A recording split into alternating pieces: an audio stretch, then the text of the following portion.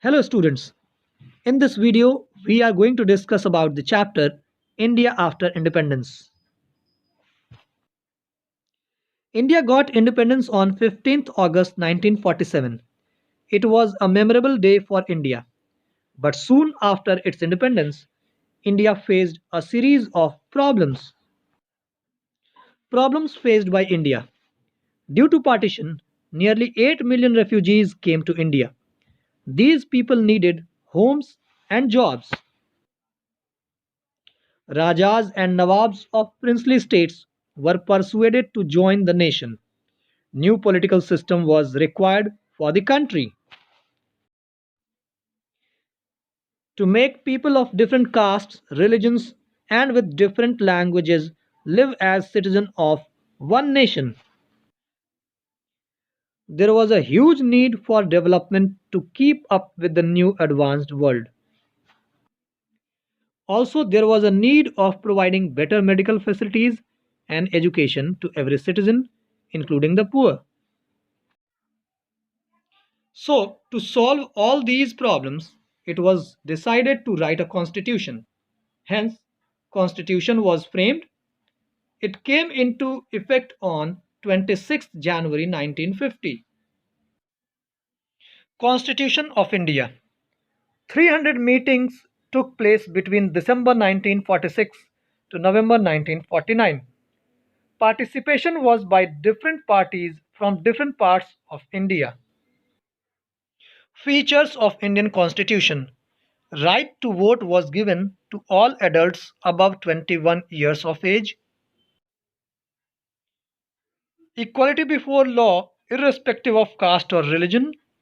Rights were similar for people from all religion. Many people wanted to run India as a Hindu state, but Prime Minister Nehru opined that our country should not become Hindu Pakistan.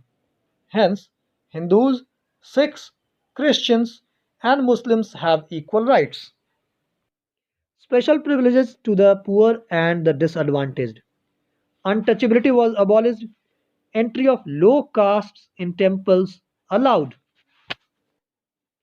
Some seats were reserved in legislature and government jobs for scheduled caste and scheduled tribes. Powers among center and state governments were also distributed. Three lists were prepared. They were center, state, and concurrent list. Union list or center list included taxes, defense, and foreign affairs, etc. State list included subjects like education and health. Concurrent list included subjects like forest and agriculture, etc. Next area of concern was language.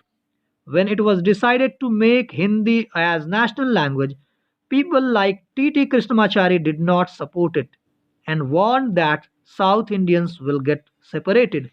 Hence, Hindi was taken as the official language of India and English was to be used in the courts, the services, and communication between one state and another.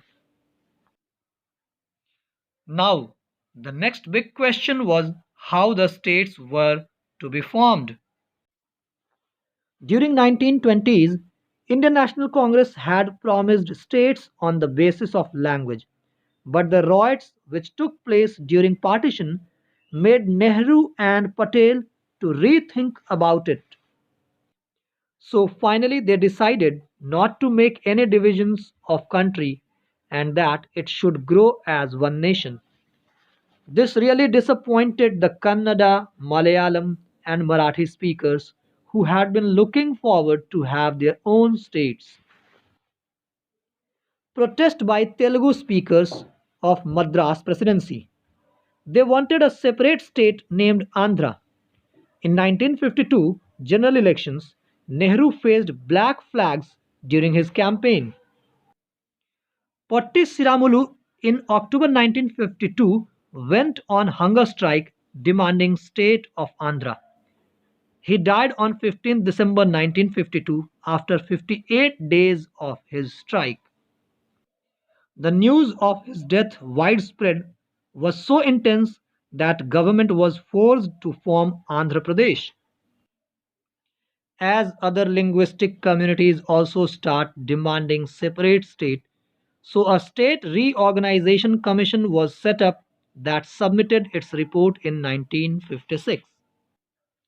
Languages on which boundaries were drawn were Assamese, Bengali, Oriya, Tamil, and Malayalam. In 1960, Bombay was divided on the basis of Marathi and Gujarati speakers. Punjab was divided into Punjab and Haryana in 1966. Planning for development of India. Aim was to lift India out of poverty, to set up modern technical and industrial base. Planning Commission was set up in 1950. It designs and executes suitable policies. It was decided that economy will be developed as a mixed economy. This means that there will be participation by both government and private sector for the overall development of India. 5-year plan. 5-year plan is a plan made by India for the next 5 years to plan its development. First 5-year plan was made in 1951 to 1956.